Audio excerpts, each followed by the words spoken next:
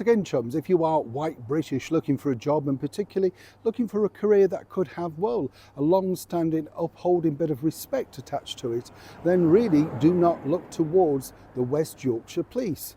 That's right, take a look at this headline. Well, as ever, let me explain. Morning, good to see you, chums. Thank you so much for joining me today. I don't really like presenting these stories, I've got to be honest, because I really get quite fed up and angry, as one can imagine, because I've had colleagues, recently who wanted to regroup, younger kids as well, that have decided that perhaps a sort of career like this might be better for them, long-term prospects, lots of things attached, even though it is dangerous, etc. But of course, I've been told from those that went for the interviews that despite having all the relevant qualifications, including the height and the fitness, well, they've been turned down. Is it any wonder when you see headlines like this? You see, what you see is basically tick boxing in replace of whether you can actually do the job, whether you've actually got the talent or not. And this is now going to be a big problem. And I would suggest in a few years to come that they will find that they've got a lot of internal investigating to do rather than these ludicrous sort of courses. But just listen. John Robbins served in the police for 34 years and in 2019 was appointed Chief Constable of West Yorkshire Police. The force is one of the country's biggest, employing 6,128 officers as of April 24. Yesterday it was revealed that Robbins and the West Yorkshire Police hierarchy have temporarily blocked applications from white British candidates to boost diversity. They've said the policy is to ensure that diverse communities are represented by officers serving them. The same force, get this, employs 19 diversity, equality and inclusion officers at a cost of just over £1 million a year. The Equality Act of 2010 makes it illegal to treat someone less favourably because of their race. But this government quietly inserted loopholes which are required as positive action measures that let up public bodies tip the scales in the name of representation. Now, as you can see, this is really positive discrimination, and as I said, they get round it with a loophole that basically says, well, we have to fill up the quota.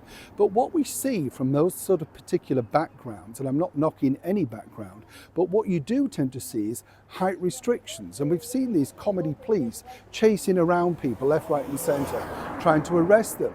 The reason why the police used to have a sort of statutory height mandate was the fact that you had to be of a certain height, a certain fitness and a certain weight and maintain that, that was the deal.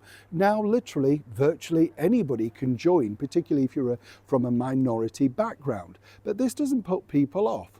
And likewise, when you look at it, I was told by an excellent informer source that what a lot of people do is join the police force for a while, learn exactly the tricks and the ways that they go about now looking for criminals and the things that they can do, learn the law from the inside and then decide it's not for them. They're not career people.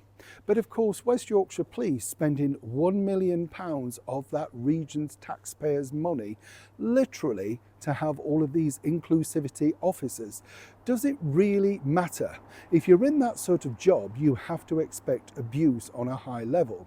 I think in any public service job, you can expect that, whether you're driving a bus, a train, the public are, and we are the public, we are erratic when we're angry about things being late, not being dealt with, and the police get it the full force. And I'm not saying they should, but that is just public nature, isn't it?